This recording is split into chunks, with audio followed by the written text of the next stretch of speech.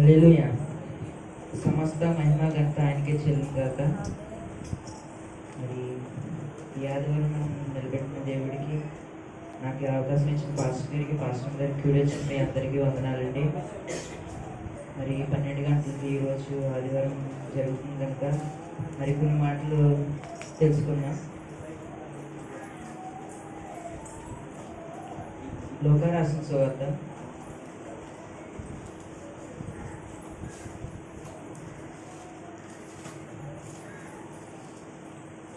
లోకా రాసిన సువార్త 15వ అధ్యాయం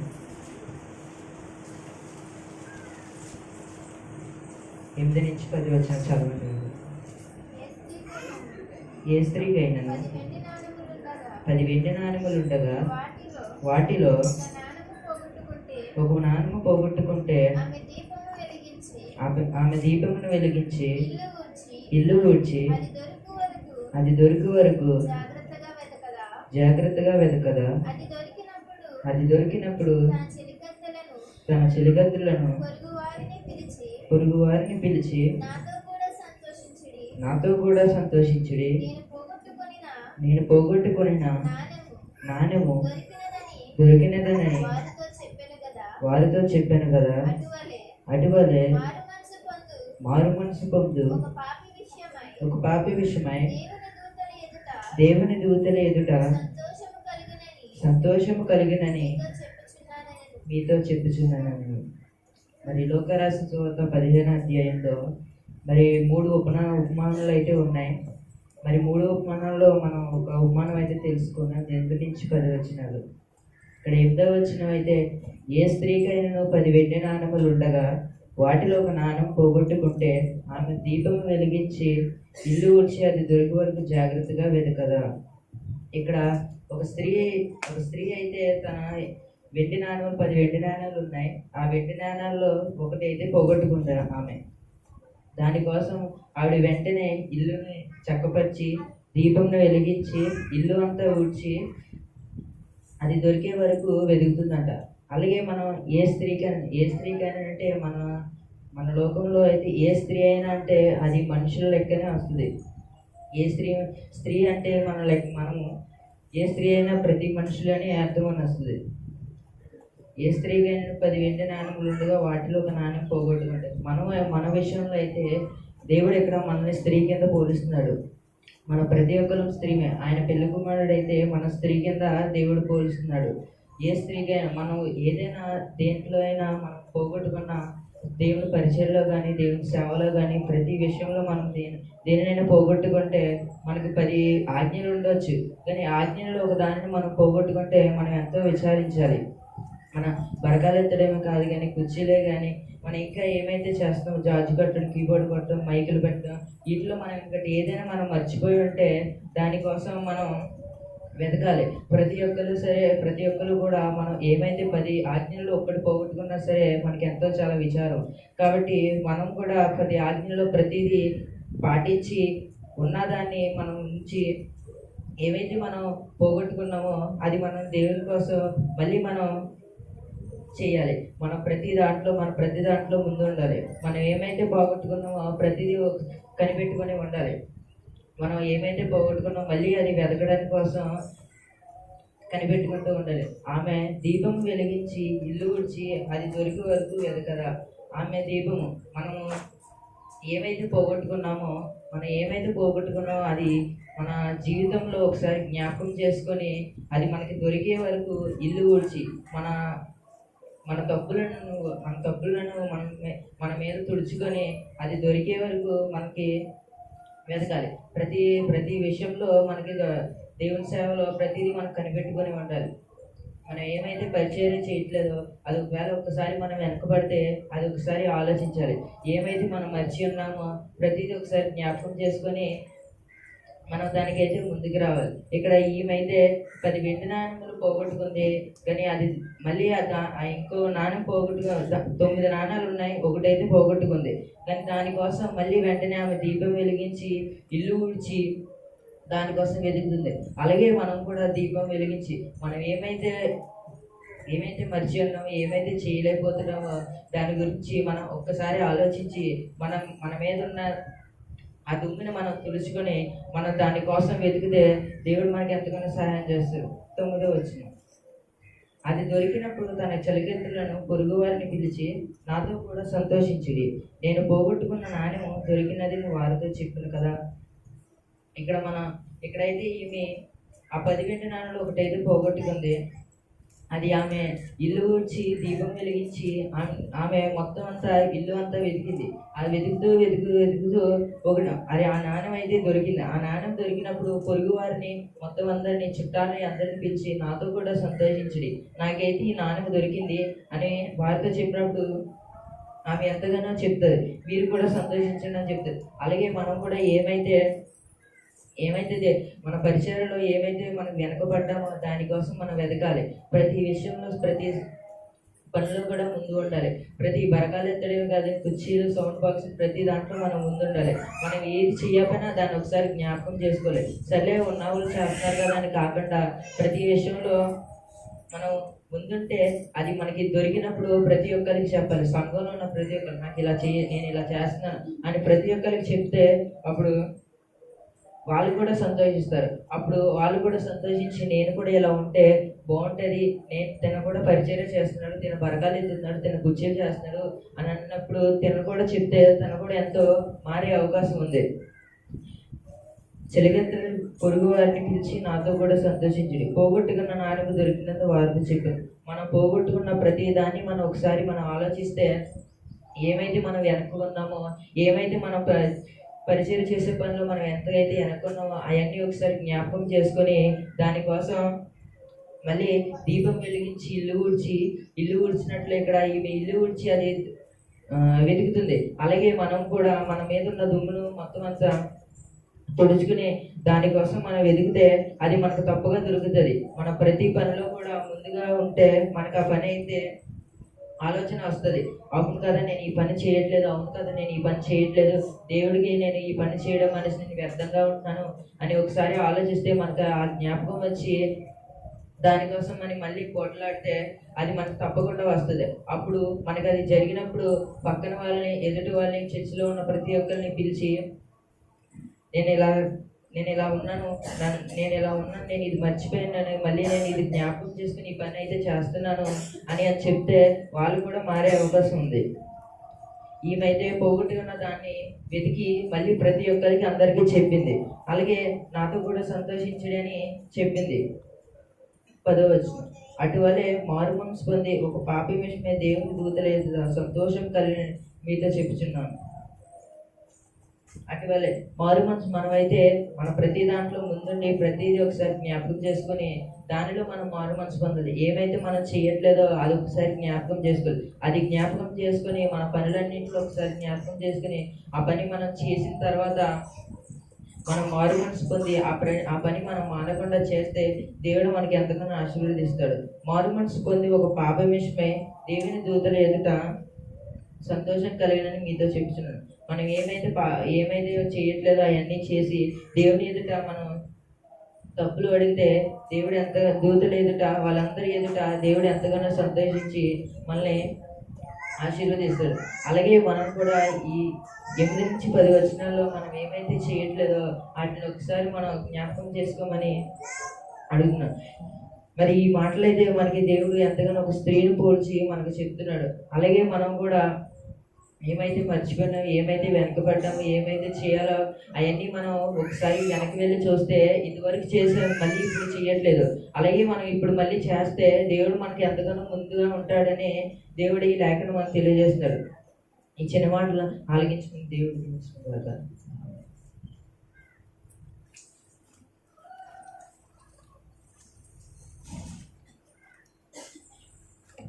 హల్లెలూయా, హల్లెలూయా. మరి చక్కటి వాక్యము మరి అజోల ద్వారా మనం విన్నామండి. మరి నాణ్యమ కొరకు మనం పోగొట్టుకున్న దాన్ని ఎక్కడ ఎదగాలని, దేవుని మందిరంలో ఎదగాలి, దేవుని సన్నిధిలో ఎదగాలని చక్కటి వర్తమానం దేవుడు మనకి ఇచ్చాడు. హల్లెలూయా, హల్లెలూయా. మరి అజోని ఇంకా దేవుడు వాడుకున్నట్లుగా మీరు అందరూ కూడా ప్రార్థన చేయండి. అలాగే సిమ్యా కూడా వాక్యం అందిస్తుందండి.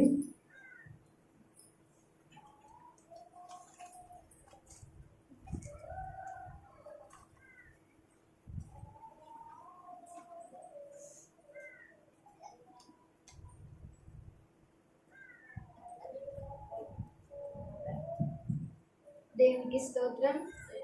హల్లెలూయా. ఇంతవరకు అజర్ను వాడుకొని దేవుని మాటలు మనం తెలుసుకున్నాం కదండి.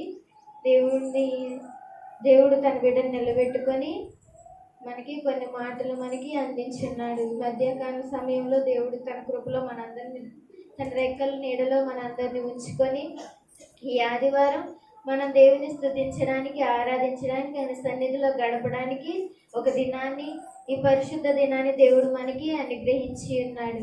నేను కూడా ఏదైతే అజోర్ చెప్పి ఉన్నాడో అదే మాటలు మీ ముందు నేను మళ్ళీ చెప్పాలని అనుకుంటున్నాను. తను చెప్పిన మాటలు మీ అందరికీ అర్థమైంది కదండి. ఒక స్త్రీ ఉంది. ఆ స్త్రీ ఒక నాణమును, తనకి ఉన్న 10 నాణముల్లో నుంచి ఒక నాణము పోగొట్టుకున్నట్టు మనకి దేవుని లేఖనంలో కనబడుతుంది. ఒకసారి మళ్ళీ ఆ లేఖనం చదువుకుందామా?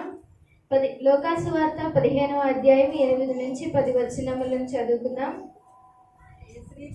ఏ స్త్రీకైనాను 10 వెండి నాణములుండగా వాటిలో ఒక నాణము పోగొట్టుకుంటే ఆమె దీపము వెలిగించి ఇల్లు ఊడ్చి అది దొరికి వరకు జాగ్రత్తగా వెదకదా?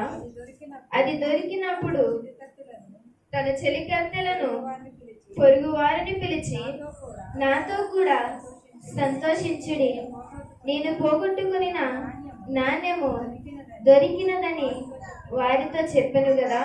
అటువలే మారు మనసు పొందు ఒక పాపి విషయమై దేవుని దూతల ఎదుట సంతోషము కలిగినని మీతో చెప్పుచున్నానని. ఇక్కడ స్త్రీ మనకి కనబడుతుంది. దేవుడు చెప్తున్న ఒక ఉపమానము.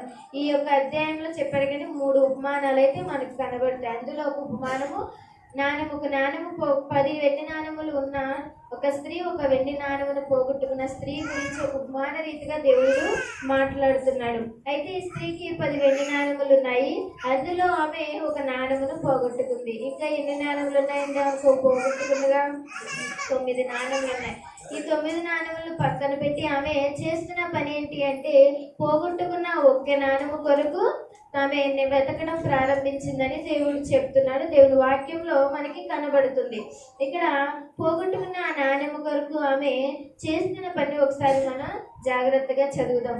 ఏ స్త్రీకైనా 10 వెండి నాణములు ఉండగా వాటిలో ఒక నాణము పోగొట్టుకుంటే ఆమె దీపము వెలిగించి ఇల్లు ఊడ్చి అది దొరుకు వరకు జాగ్రత్తగా వెతకదా? ఈమె ఏం చేస్తుందంటే, పోగొట్టుకున్న 10 నాణములో ఏదైతే ఒక నాణము పోగొట్టుకుందో ఆ నాణము కొరకు ఈమె దీపము వెలిగించి ఇల్లు ఊడ్చి దాన్ని వెతకడం, జాగ్రత్తగా వెతకడం మనకి కనబడుతుంది. ఈ స్త్రీ, దేవుడు ఈ స్త్రీని సంఘముగా పోల్చి ఉన్నాడు. ఇక్కడ అజర్ చెప్పాడు కదండి, మనం అందరము కూడా మనం దేవుని సంఘముగా, పురుషులైన స్త్రీలైన మనందరం ఎవరైతే ఉన్నామో మనందరము కూడా ఒక స్త్రీగా మనందరినీ దేవుడు పోల్చి ఉన్నాడు. అయినా పురుషునిగా, పెళ్లి కుమారుడుగా అతను ఉంచుకొని మనల్ని పెళ్లి కుమార్తెగా సిద్ధపరచడానికి ఆయన చేస్తున్న దానిలో ఇది సంఘం ఒక స్త్రీ కింద పోల్చి, సంఘంలో ఎవరైతే ఉంటారో వాళ్ళందరూ వారు పోగొట్టుకున్న ఆజ్ఞలు, దేవుని ఆజ్ఞలు ఏవైతే ఉన్నాయో, దేవుని చెప్పిన ఆజ్ఞలు ఏవైతే వెనకబడి వారు తిరుగుతున్నారో వాటన్నిటినీ వెతుకున్నట్లుగా, వాళ్ళు కూడా పోగొట్టుకున్న దాని విషయమే వెతుకున్నట్లుగా దేవుని వాక్యం సెలవిస్తుంది.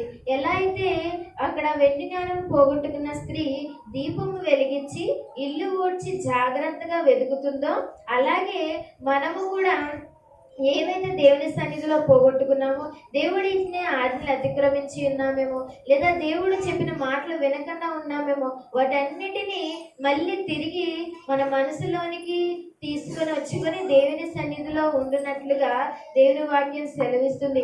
ఇక్కడ ఆ స్త్రీ పోగొట్టుకున్నట్టుగా మనం కూడా దేవుని చెప్పిన ఆజ్ఞలు ఏవైతే పోగొట్టుకున్నామో, లేదా పోగొట్టుకున్నా మనము తిరిగి అవి వెతికినట్లుగా వెతకండి అని దేవుని వాక్యం సెలవిస్తుంది. ఏదైనా మన అందరికీ తెలిసిన దేవుని 10 ఆజ్ఞలు కదండి. మనకి నిర్గమకాండంలో మోషే ద్వారా మాట్లాడిన 10 ఆజ్ఞలు మనకి ఎక్కువగా కనబడుతుంది. బైబిల్ అంతా దేవుని ఆజ్ఞే. ఆయన చాలా ఆజ్ఞలు అయితే చెప్పి ఉన్నాడు, కానీ బైబిల్ చదివితే లేదా బైబిల్ చేస్తే ఆయన ఆజ్ఞ ఆయన చెప్పినది చేసినట్లే. కానీ 10 ఆజ్ఞలను మనం ఎక్కువగా లేదా వాటిని ఎత్తుగా ఉంచినట్లుగా మనకి కనబడుతుంది. అయితే ఆజ్ఞలు ఏవైతే దేవుని ఆజ్ఞలు ఉన్నాయో వాటన్నిటినీ వినులాగా లేదా వాటిలో ఇచ్చిన ఆజ్ఞను ఒక్కటి పోగొట్టుకున్నా మిగిలిన ఆజ్ఞలు ఉన్నాయి కదా, ఆ విధంగా నేను ఉంటాను కదా అని మనం అనుకుంటే కాదు, అలా ఉండకూడదని దేవుని వాక్యం సెలవిస్తుంది.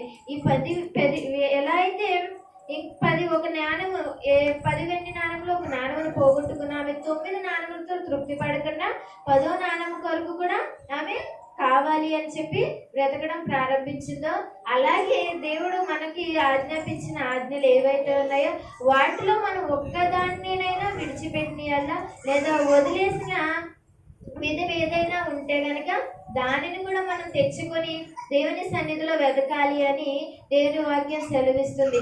మనం కూడా ఏవైతే సరే మిగిలిన ఆజ్ఞలు పాటిస్తున్నాం కదా, లేదా రోజు మందిరానికి వెళ్తున్నాం, ప్రార్థన చేస్తున్నాం, వాక్యం చదువుతున్నాం, పరిచర్య చేస్తున్నాం అని చాలా ఇలా ఇవన్నీ దేవుడు చెప్పిన ఆజ్ఞలే కదా, వాటి అన్నింటినీ చేస్తున్నాం కదా, లేకపోతే ఇలా ఉన్నాం కదా అలా ఉన్నాం కదా, ఏదో ఇది ఒక్కటే లేదు కదా, లేదా ఇది ఒక్కటే మనలో ఉంది కదా అని వదిలి అలా విడిచిపెట్టుకోకుండా మనలో దేవుడు ఏవైతే ఆజ్ఞలు ఇచ్చాడో లేదా ఏ విధంగా మనల్ని ఉండమని దేవుడు చెప్పి ఉన్నాడో, ఏ విధంగా మనల్ని నడుచుకోమని చెప్పి ఉన్నాడో వాటన్నిటిని మనము చేయాలని దేవుని వాక్యం సెలవిస్తుంది. మనకి ఆత్మ ఫలముల గురించి తెలుసు కదా, ప్రేమ, సంతోషం, సమాధానం, దీర్ఘశాంతం, ఇలాగా మనకి కొన్ని ఫలములు లేదా ఆత్మ ఫలము మనకి కనబడుతుంది. వీటిలో ఒక్కటైనా మనం కోల్పోయామని అనుకోండి, వాటిని కూడా మనం వెతుక్కోవాలి. మనలో ప్రేమ ఉంది కానీ సమాధానం లేకపోతే ఎలాగా, లేదా మనలో సాత్వికం ఉంది లేదా స్వార్థం కలిగిన వారుగా ఉంటే ఎలాగా, ఇలాగా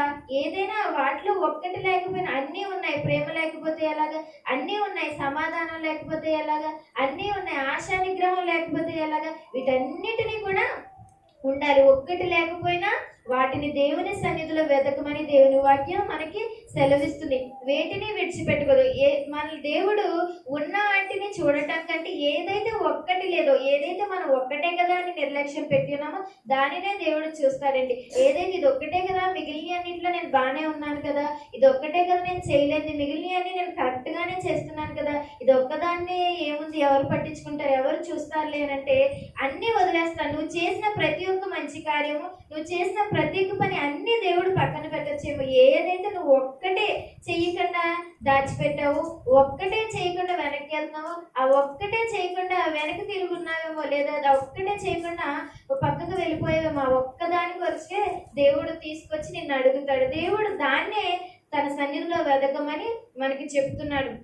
ఈ స్త్రీ తనకి మిగిలిన 9 నాణ్యాలు ఉన్నాయి కదా, ఈ నాణ్యాలతో నేను ఏదైనా చేస్తున్నా, 10వ నాణ్యం దొరికితే తీసుకున్నా ఎప్పుడైనా, లేకపోతే వదిలేసి లేదా నేను మళ్ళీ సంపాదించుకోవచ్చు అని అనుకుని అప్పుడు ఆమె వదిలేస్తే ఏమవుతుంది, తర్వాత తన పొరుగు వారికి చెప్పి సంతోషించేది కాదు కదా, లేదా ఆ దినమే ఆమె సంతోషంగా ఉండేది కాదుగా. ఒకవేళ దాన్ని వదిలేసింది అనుకోండి, తర్వాత రోజుకైనా, సాయంత్రానికైనా, తెల్లారికైనా అయ్యో ఈ నాణ్యం బాగుంటే బాగుండేది. ఏదైనా పరిస్థితి వచ్చిందంటే 10 నాణ్యములు ఆమెకి కంపల్సరీ కావాల్సి వస్తే అప్పుడు ఆ నాణ్యం కొరకు ఆ రోజు వెతకకుండా ఉండుంటే ఆమె ఆ తర్వాత చాలా బాధపడాల్సి వచ్చేది. అలాగే మనం కూడా ఉన్న వాటిలో ఏదైతే దేవుడు చెప్పిన అన్ని ఆజ్ఞలు చేస్తున్నా, ఒక్కదాన్ని నేను పక్కన పెట్టి ఉన్నాను, ఒక్కటే కదా నేను చేయకుండా ఉన్నాను అని అంటే అది ఒక్కటే మనకి ఒకానొక సమయంలో మనకి అవసరపడుతుంది. ఆ సమయంలో మనం బాధపడకుండా ఉండనట్లుగా దేవుడు తన సన్నిధిలో మనల్ని దీపమును వెలిగించుకొని లేదా ఇల్లు శుభ్రంగా ఊడ్చుకోమని అని అంటే,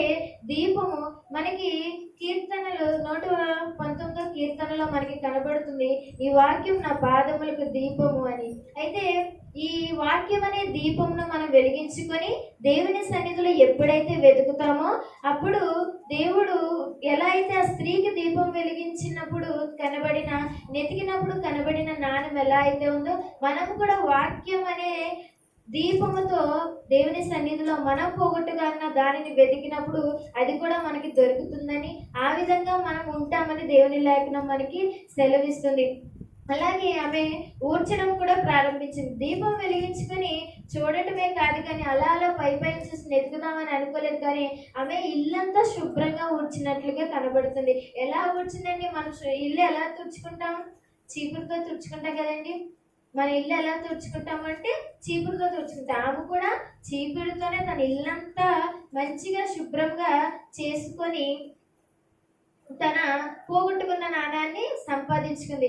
అలాగే ఈ యొక్క చీపిరి లేదా ఇది కూడా దేవుని వాక్యముతోనే మనకి సూచన కింద ఉంది కనుక ఈ యొక్క చీపురు అనే వాక్యము, దీపము అనే వాక్యము మనం పట్టుకొని ఏదైతే పోగొట్టుకున్న విధము, ఆజ్ఞ లేదా ఒక మంచిది ఏదైనా మనం పోగొట్టుకున్నప్పుడు మనం కూడా ఎలా అయితే ఆ స్త్రీ తన పోగొట్టుకున్న స్నానము కొరకు వెతుకుతుందో మనము కూడా అదే విధముగా పోగొట్టుకున్న మన జీవితంలో కోల్పోయిన లక్షణాలు, మరి దేవుని చెంత నుంచి కోల్పోయిన కొన్ని ఆజ్ఞలు ఏవైతే ఉన్నాయో వాటన్నిటిని కూడా వెతకాలని దేవుని వాక్యం సెలవిస్తుంది. ఎలా వెతకాలి అనంటే దీపం అనే వాక్యముతో, చీపిరి అనే వాక్యముతో వాటితో మనము ఉపయోగించుకొని వెతికినప్పుడు, మనం శుభ్రంగా తుడుచుకున్నప్పుడు, మనలో ఉన్న చీపురుతో ఇల్లంతా చాలా శుభ్రంగా వెతికినప్పుడు అది బయటపడింది. మనము కూడా మన జీవితాన్ని ఈ చీపురు అనే వాక్యంతో మనలో ఉన్న ఏదైతే దుమ్ము ఉందో, బూజు ఉందో, వీటన్నిటిని పాపములో సంబంధమైనవి, శాపమున సంబంధమైనవి, ఏవైతే అసూయకి సంబంధమైనవి, పాపములు, ఈ దుమ్ము ధూళి, ఏవైతే బూజు వీటన్నీ ఉన్నాయో వీటిని కూడా మనం ఈ వాక్యం అనే చీపురుతో శుభ్రంగా తుడుచుకొని శుభ్రంగా ఊడ్చేసి అక్కడ ఇక నుంచి మంచిగా ఉంచుకొని మనము పోగొట్టుకున్న దానిని తిరిగి పొందుకునేలాగా మనం కూడా ఉండాలని దేవుని వాక్యం సెలవిస్తుంది. ఇక్కడ స్త్రీ తను దీపము వెలిగించి ఇల్లు ఊడ్చి చాలా జాగ్రత్తగా వెతికినట్లుగా మనకి కనబడుతుంది. ఆమె జాగ్రత్తగా వెతకటం వల్లనే ఆమెకి దొరికింది. లేదు మామూలుగా పైన వెతికేసి వదిలేస్తుంటే ఆమెకి దొరకపోవచ్చు. కానీ చాలా జాగ్రత్తగా పోగొట్టుకున్న ఒక్క నాణం ఏదైతే ఉందో దాని కొరకు చాలా జాగ్రత్తగా, చాలా మనసుంచి దాన్ని ఆమె వెతికి సంపాదించుకున్నట్లుగా మనకి కనబడుతుంది. మనము కూడా ఉండాములే అని పై విధముగా నామకార్థంగా మనం ఉండకూడదు. కానీ మనం కూడా మనసు పూర్తిగా దేవుని సన్నిధిలో పోగొట్టుకునేది ఏవైతే ఆయన ఆజ్ఞలు, ఆయన చెప్పినవి మాటలు ఏవైతే ఉన్నాయో వాటన్నిటిని తలంచుకొని జ్ఞాపకం చేసుకొని తిరిగి మన జీవితంలోనికి వాటిని తెచ్చుకునేలాగా, లేదా వాటిని సంపాదించుకొని మన మనసులోకి పెట్టుకునేలాగా మనం కూడా ఉండాలని దేవుని వాక్యం సెలవిస్తుంది. అప్పుడు దేవుడు మనల్ని చూసి సంతోషిస్తాడని దేవుని వాక్యం మనకి చెబుతుంది. ఇక్కడ స్త్రీ పోగొట్టుకున్న నాణములు ఎప్పుడైతే దొరికినాయో ఆమె తన ఇరుగు పొరుగు వారిని, తన చుట్టాలని, తన ఇంట్లో ఉన్న పని వాళ్ళని అందరినీ పిలిచి ఆ పోగొట్టుకున్న ఒక్క నాణము కొరకు చెప్పి చాలా సంతోషించినట్లుగా మనకి కనబడుతుంది. ఆమెతో పాటు ఆమె ఇరుగు పొరుగు వారు, ఆమె యొక్క పనికత్తులు ఎవరైతే ఉన్నారో వాళ్ళందరూ కూడా సంతోషించినట్లుగా మనకి కనబడుతుంది. మనము కూడా పోగొట్టుకున్న ఆజ్ఞ ఏదైతే ఉందో వాటన్నిటినీ మనం సంపాదించుకున్నప్పుడు మనం వాటిని సంపాదించుకొని ఊరికనే ఉంచుకోం కదండి. ఇప్పుడు మనలో సహాయం చేసే గుణం ఉంది అనుకోండి, అప్పుడు వరకు లేదు. అది మనం తెచ్చుకున్నాం అనుకోండి, దేవుని సన్నిధిలో అడిగి ఇంకొకరికి సహాయం చేస్తే మనతో పాటు వాళ్ళు కూడా సంతోషిస్తారు కదా. సంతోషిస్తారంటారా? సంతోషిస్తారు. కంపల్సరీ ఎవరైనా సంతోషిస్తారు. ఆ సహాయం చేసే గుణం అప్పటి వరకు మనకు లేకపోవచ్చు, కానీ అప్పటి నుంచి మనం తెచ్చుకొని వాళ్ళకి ఎవరికైతే సహాయం చేస్తాం వాళ్ళు సంతోషిస్తారు, అది చూసిన వాళ్ళు సంతోషిస్తారు, అలాగే మనకి కూడా సంతోషం వస్తుంది. అప్పటి వరకు ప్రేమ కలిగిన వారిగా మనం లేమేమో, లేదా అప్పటి వరకు స్వార్థంగా ఉన్నామేమో, కపటమైన ప్రేమ, పై ప్రేమలు చూపించిన వారిగా ఉన్నామేమో. అప్పుడు మంచిగా వారితో ఆప్యాయంగా మాట్లాడి మనం ఉన్నామంటే మనతో పాటు మన పక్కన వాళ్ళు కూడా సంతోషిస్తారు. ఎలా అయితే ఈ స్త్రీ తన పోగొట్టుకున్న నాణ్యములు దొరికినప్పుడు తన ఇరుగు పొరుగు వారికి, తన చుట్టూ ఉన్న వారికి అందరికీ చెప్పి సంతోషించింది, అలాగే వారు కూడా సంతోషించారు.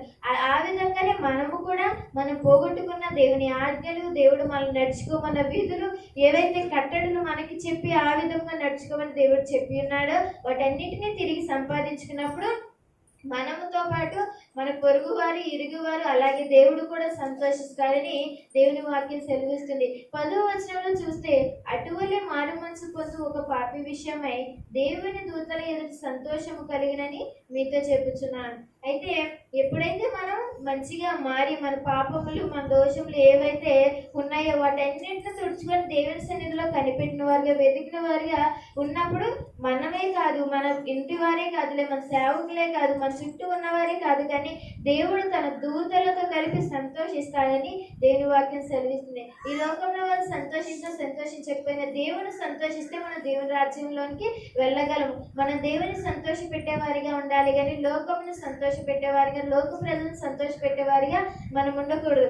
అయితే మనం ఎప్పుడైతే మన పాపములు మనం చేసినవి పోగొట్టుకున్నవి ఏవైతే ఆజ్ఞలు, దేవుని ఆజ్ఞలు తిరిగి తెచ్చుకుంటామో అప్పుడు మనము అలాగా మంచిగా జీవించినప్పుడు దేవుడు సంతోషిస్తాడని, దేవుడు తన దూతలతో అక్కడ ఆనందిస్తాడని, మనల్ని చూసి సంతోషంగా ఉన్నట్లుగా దేవుని వాక్యం సెలవిస్తుంది. ఒక పాపి విషయంలో దేవుడు పరలోకంలో సంతోషిస్తాడని దేవుని వాక్యం సెలవిస్తుంది. అలాగే మనలో ఉన్న ఆ చిన్న తప్పు ఏదైనా ఉన్నా, లేదా పొరపాటు ఏమైనా ఉన్నా లేకపోయినా, లేదా ఏవైతే ఉన్నాయో వాటన్నిటిని ఉన్నవారు వాటిని దేవుని సన్నిధి తీసుకొని వచ్చి వాటిని వెతికి, లేదా తుడుచు దీపం అనే యొక్క వాక్యముతో, చీపురు అనే వాక్యంతో వాటిని శుభ్రంగా చేసుకుని, పోగొట్టుకున్న ఆజ్ఞని ఏదైతే దేవుని ఆజ్ఞ ఉందో దాన్ని తెచ్చుకొని వెతికి మనలో పెట్టుకున్నప్పుడు, మనతో పెట్టుకున్నప్పుడు మనము మన ఇరుగు వరకు వారే కాకుండా దేవుడు కూడా సంతోషిస్తాడని దేవుని వాక్యం మనకి సెలవిస్తుంది. ఇది నాన్న దేవుడు తన ఉపమాన రీతిగా, తన నోటి నుంచి మాట్లాడిన ఉపమాన రీతిగా మనకి ఏమని చెప్తున్నాడంటే, మనం దేవుని ఆజ్ఞలు ఏవైనా పోగొట్టుకుంటే వాటిని మనం జాగ్రత్తగా వెతికి ఆయన సన్నిధిలో నడవాలని, నిలబడాలని, ఆయన కొరకు బ్రతకాలని దేవుని వాక్యం సెలవిస్తుంది. అలా ఉంటే నేను నా బిడ్డలను చూసి సంతోషిస్తానని దేవుని వాక్యం సెలవిస్తుంది. ఈ యొక్క మాటలు దేవుడు మన వినికుల్లో దీవించి ఆశీర్వదించిన గాక. ఆమేన్.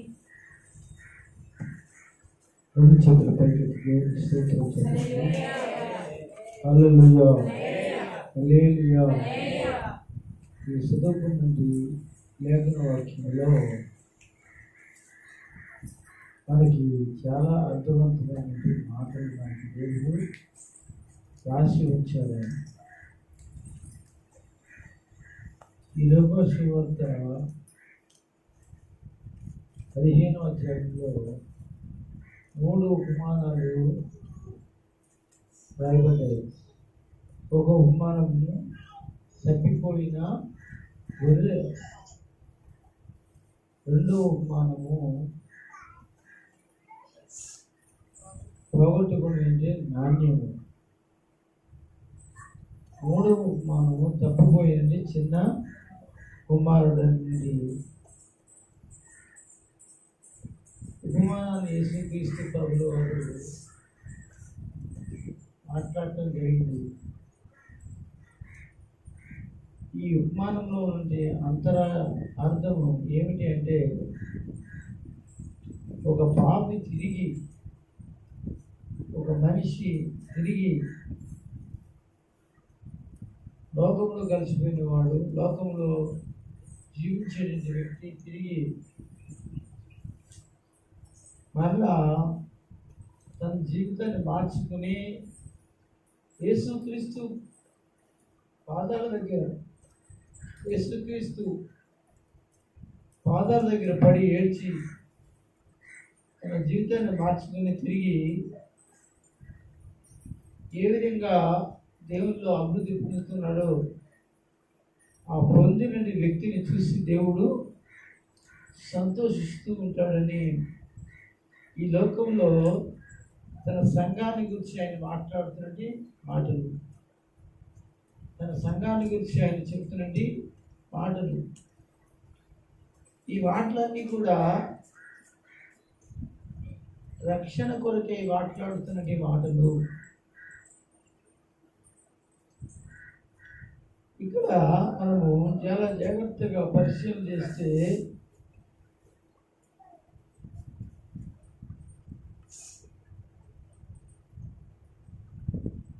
ఒక మనిషి తిరిగి దేవుని వైపు తిరిగినప్పుడు దేవుడైన వాడు పరలోకమందున్నటి తన పరివారం ఎవరైతే ఉన్నారో, దూతలు ఎవరైతే ఉన్నారో వారి ఎదుట సంతోషిస్తున్నాడంట. ఎవరిని బట్టి? భూమి మీద మారిన వారిని బట్టి, రక్షించబడిన వారిని బట్టి. వారెవరు? ఇక్కడ కూర్చున్న నీవై ఉండొచ్చు, నేనై ఉండొచ్చు, ఇంకెవరైనా అయి ఉండొచ్చు. అంటే ఏం పొందాలి? మారు మనసు పొందాలి. మారు మనసు పొంది నేను ఒక పాపి అనే విషయాన్ని మనము గమనించాలి. ప్రియులారా, యేసుక్రీస్తు శక్తిగల నామములో ఎవరైతే మారతారో, మారి మనసు పొందుతారో, వారిని బట్టి పరలోకమున్న దేవుడు ఆ వ్యక్తులను బట్టి చాలా సంతోషం కలిగి ఉంటాడు. నేను అంటున్నాను, నువ్వు ఎన్నిసార్లు యేసు ప్రభు దగ్గరికి వచ్చి కనపడినా ఆయనకి సంతోషం ఉండదు. కానీ మారి నువ్వు ఆయన ఎదుగు కనబడితే ఆయనకి సంతోషంగా ఉంటుంది. మారపోకుండా, మార్చుకోకుండా, మారబడకుండా, మారేటువంటి విషయంలో దూరంగా ఉంటూ దేవునికి దగ్గరగా ఉన్నట్టుగా ఉంటూ మనం నడుస్తూ ఉంటుంటే దేవుని బిడ్డలారా, దేవుడికి ఎట్టి పరిస్థితుల్లో కూడా సంతోషం ఉండదు. నీ ఇంట్లో లేదా నీ గ్రామంలో, నీ యొక్క పనిలో, నీ స్నేహితులలో, లేకపోతే నువ్వు చేసేటువంటి వర్క్లో, నువ్వు చేసేటువంటి ఉద్యోగాలలో, నువ్వు చేసేటువంటి అనేక మంది ఎదుటి దగ్గర నువ్వు అనేక విషయాల్లో వాళ్ళకి సంతోషాన్ని కలిగించవచ్చేమో. కానీ దేవుని బిడ్డలారా, నీ విషయమే వాళ్ళందరూ కూడా సంతోషపడవచ్చేమో కానీ, ఆనందపడవచ్చేమో కానీ, దేవుని వాక్యం చెప్పేది ఏంటంటే దేవుడు సంతోషించాలి, దేవుడు సంతోషపడాలి అనే మాట కనబడుతుంది. కనుక బైబిల్ గ్రంథంలో ఒక పాప విషయంలో దేవునికి పరిపూర్ణమైన సంతోషం ఎప్పుడు కలుగుతుంది అని అంటే, మళ్ళా చెప్తున్నాను, ఒక పాపి విషయమై దేవునికి పరిపూర్ణమైన సంతోషం ఎప్పుడు కలుగుతుంది అని అంటే, దేవుని బిడ్డలారా, అతడు మార్చబడి మార్పు కలిగిన వాడిగా ఉన్నాడు అనే విషయం కనపడుతుంది. ఏ స్త్రీకి ఎన్నో 10 నాణ్యాలు. స్త్రీలు మెడలో ఏం వేసుకుంటారంటే నాణ్యాలు వేసుకుంటారు. ఏమండి, ఆ నాణ్యాలు ఒకవేళ పడిపోని అనుకోండి, ఏం చేస్తారు వాళ్ళు? అలా ఊడుకుంటారా? అది దొరికే వరకు ఏం చేస్తారంటే పదే వచ్చి అక్కడికి వచ్చి, ఎక్కడ పడిపోయిందో ఆ చోటుకి వచ్చి, ఆ ఈదులోకి వచ్చి, ఆ ప్రదేశానికి వచ్చి ఏం చేస్తారు? పదే ఎదుగుతూ ఉంటుంటారు. ఏమండి, ఈ సమయంలో ఆ యొక్క నాణ్యాల గురించి ఆయన మాట్లాడుతూ, ఆ యొక్క స్త్రీలు, ఏ స్త్రీ అయితే ఆ నాణ్యము దొరికే వరకు కూడా ఎలా ఎతికిందో, దొరికే వరకు కూడా అది చాలా ఆవిడ జాగ్రత్తగా ఎతికిందో దేవుని బిడ్డలారా వాక్యం చదివిస్తుంది. ఆమె దీపం వెలిగించి ఎతికింది అన్నది. ఏ దీపము అని మనం ఆలోచన చేస్తే పోగొట్టుకున్నదేమో నాణ్యము.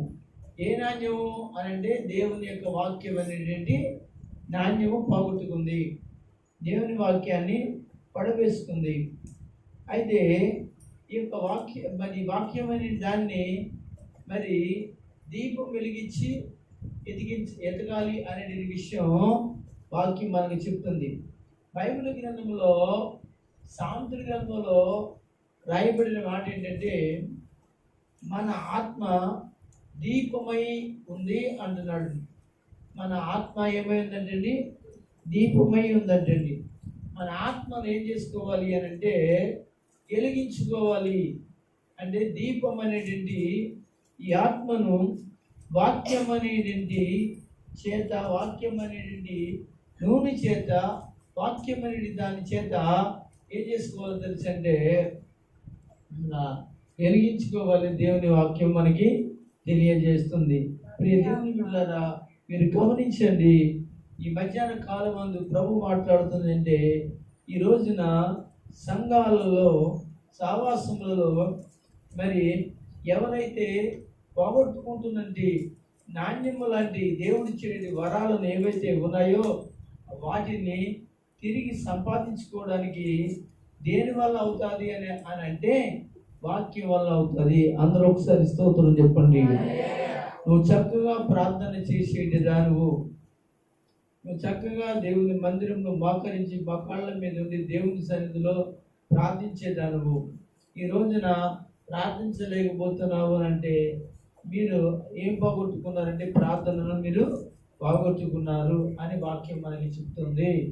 కనుక అలాగే మంచిగా పాటలు పాడేవారు, చక్కగా మంచి కంఠముల చేత చక్కగా అందముగా పాడే వారు ఈ వరకు ఉన్నారు. ఇప్పుడు పాడండి అని అంటే, పాడతారు అని అంటే ఏమంటున్నారంటే మేము పాడమండి, మేము పాడలేమండి అని అంటున్నారు.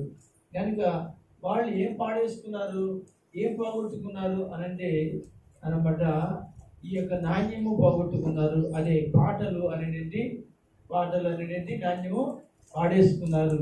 కనుక దయచేసి ఇలాంటివన్నీ కూడా విలువైనవని దేవుని యొక్క వాక్యము రక్షణ కలిగిన వారికి, రక్షించబడిన వారి గురించి దేవుడు వాళ్ళతో మాట్లాడుచున్నాడు. ప్రియమైన వాళ్ళరా, కనుక ఇంతవరకు సమాధానంగా ఉన్నావు, ఈ వరకు ప్రేమగా ఉన్నావు, ఈ వరకు ఆత్మ ఫలములు కలిగిన దానిగా ఉన్నావు, ఈ వరకు దీర్ఘశాంతము కలిగిన దానిగా ఉన్నావు, ఇది వరకు అనగా దయాళత్వం కలిగిన దానిగా ఉన్నావు, ఇది వరకు అనగా ఏదో మరి దేవుని సన్నిధిలో దేవుని కొరకు బ్రతకాలని వాడిగాను దానిగాను నీవు ఉన్నావు. అయితే నువ్వేం చేస్తావంటే వీటన్నిటినీ కూడా నీలోంచి దూరం అయిపోయాయి, ఇప్పుడు కనిపించట్లేదు అని అంటే వాటిని నువ్వేం చేసుకున్నావు అంటే అనమాట పాడేసుకున్నావు, అనగా వదిలేసుకున్నావు, అనగా ఎక్కడో పాడేసుకున్నావు, దాన్ని వదిలేసావు. తర్వాత దాన్ని ఎదుగుతాం అనేది నువ్వు ఎట్టి పరిస్థితుల్లో కూడా మరి నేను ఏమేమి విషయాలను నేను పోగొట్టుకున్నాను, పారవేసుకున్నాను, మరి అనే విషయాలను నువ్వు ఒకసారి నీ ఆత్మదీపాన్ని వెలిగించుకుని అనగా పరిశుద్ధాత్మ చేత వెలిగించి ప్రభు సన్నిధిలో ఏం చేయాలి మరి జాగ్రత్తగా ఎత్తకాలనే విషయాన్ని మీకు నేను జ్ఞాపకం చేస్తున్నాను పిల్లరా. అయితే ఈ సమయంలో దేవుని వాక్యం మనకి చెప్పేటి మాట ఏంటంటే కనుక మీ యొక్క మరి ఆత్మలను వెలిగించుకుని మీ యొక్క పరిస్థితులను ఒక్కసారి దేవుని ఎదుట అనగా మరి దీపం వెలిగించుకుని జాగ్రత్తగా సీపులు అని నుండి వాక్యం చేత ఎదుర్కొని ప్రభు సన్నిధిలో చక్కగా ఉండాలని బిడ్డలు దైవవర్తమానాన్ని అందించడం జరిగింది. అంతేకాకుండా జాగ్రత్తగా అనే మాట కనబడింది, జాగ్రత్తగా ఎదగండి, జాగ్రత్త అనేది.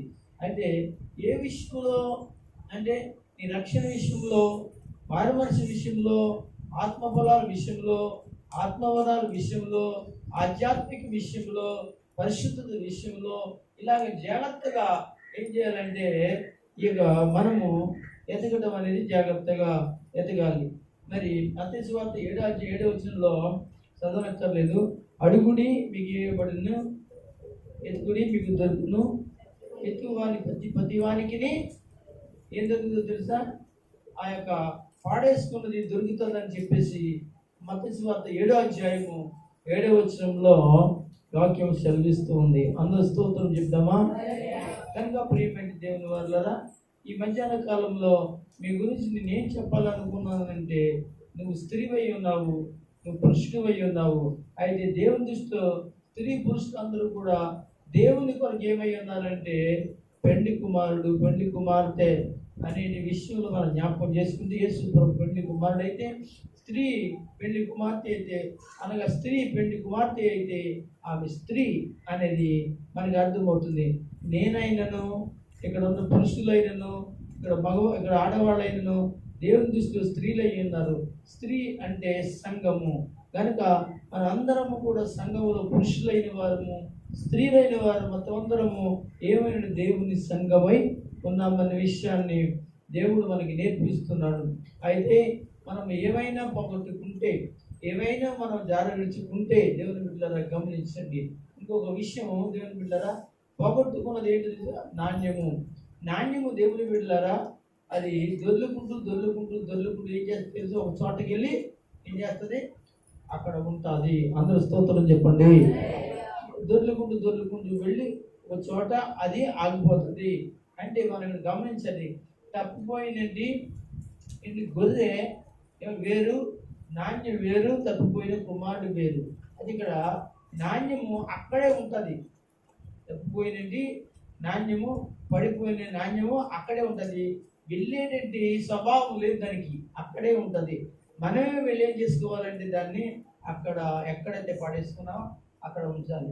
అది అక్కడ పడేసుకున్నట్టు దాని మీద కొంతకాలానికి అది మట్టి పెరిగిపోయి దాని మీద దుమ్ము పెరిగిపోయి కనబడకపోవచ్చు. కానీ అలాగే ఈ స్త్రీ చీపురు పెట్టి ఊడుస్తుంది అని అంటే అది కనబడట్లేదు అన్నప్పుడు దాని మీద ఏముందో అంటే మట్టి పెరిగిపోయింది, దుమ్ము పెరిగిపోయింది, రకరకాల అనగా డస్ట్ అంతా అనగా దాని మీద పడితే కనుక అది కనబడతలేదు. అంటే దానికి అర్థం ఏంటి, నీ జీవితంలో అనగా మెరుగైన ఆశీర్వాదం ఈ వరకు ఉండేది, ఇప్పుడు దాని మీద ఏం పడింది అంటే డస్ట్ పడింది, అనగా దుమ్ము పడింది, ధూళి పడింది, ఇంకా వేరేది అనగా చెత్తంతా పడింది.